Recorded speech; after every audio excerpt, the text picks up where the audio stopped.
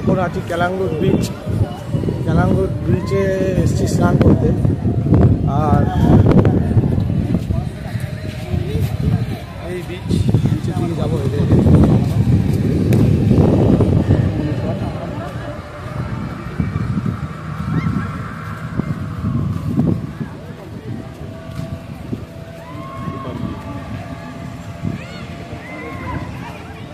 এখানে এসে কালো হয়ে যাওয়ার খুব চান্স। আর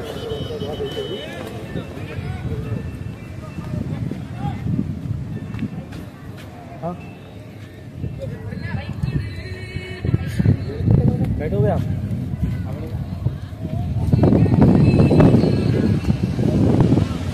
একজন ডাকছিল পেছন দিকে।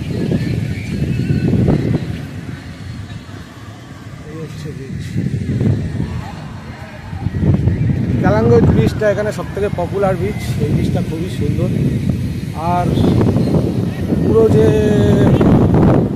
গোয়া ট্রিপ তার মধ্যে একটা জিনিস আমি বলবো, লোকে যে বলছিল স্ক্যাম, এই স্ক্যামটা কী কারণে বলছিল সেটা আজকে আমি বলবো। এই স্ক্যামটা বলছিল প্রথম কথা যে ওয়াটার স্পোর্টসগুলো আছে, ওয়াটার স্পোর্টসগুলো আমাদের 1500 টাকা নেয়। 1500 টাকার মধ্যে খাওয়ার দাওয়ার খুবই বাজে। ব্রেকফাস্টে দিয়েছে সমোসা মানে সিঙ্গাড়া, আর লাঞ্চে দিয়েছে হচ্ছে ভাত, ডাল আর চিকেন একটা ছিল, যেটা যারা ননভেজ খাবে তাদের চিকেনটা খুবই বাজে। আর যা কিছু হচ্ছে এক্সট্রা তাতেই পয়সা চাইছে। আর টাইমিং খুব কম, 30 সেকেন্ড। মানে স্কুবা ডাইভিং হয়েছে 30 সেকেন্ড, জেট স্কি বাকি যেগুলো হয়েছে সেগুলো সবই মোটামুটি 30 সেকেন্ড টাইম নিয়েছে, 30 সেকেন্ড টাইম চলছে। আর দেখলাম রাস্তা দিয়ে যাওয়ার সময় অনেকে স্কুটিতে করে তোমার সাথে সাথে আসবে, যে স্পা লাগবে বা আরও আদার্স যে জিনিসগুলো লাগবে, বাট ওগুলো একটা স্ক্যাম আমি যেটা জানতে পেরেছি।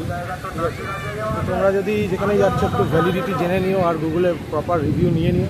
আর যদিও আমি বলবো যে তোমরা এখানে ওয়াটার স্পোর্টস যেখানেই করো প্রত্যেক কটাই স্ক্যাম, প্লাস অ্যাক্টিভিটিস যেগুলো আছে অ্যাক্টিভিটিস খুব বেশি। এই জন্য ট্যুরিজম পুরো মানে কতটা বেশি নেই দেখতে পাচ্ছ। ক্যালাঙ্গুট বিচ কতটা খালি, জেনারেলি এতটা বিচ খালি থাকে না। আর ফটো তুলতে হতো না।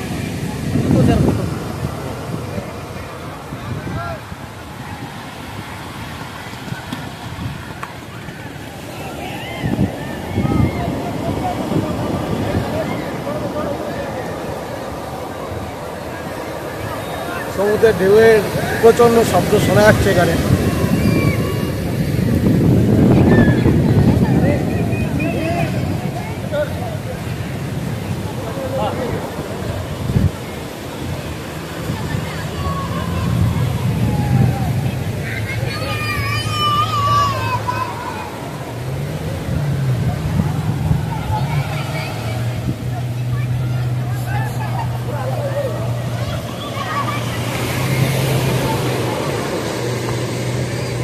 গোয়া, যদি আমি বলবো যে গোয়াতে আসা পুরোপুরি লস। যদি তোমরা আসতে চাও এখানে আসতে পারো, কোনো অসুবিধা নেই, কিন্তু এখানে আসা খুব লস।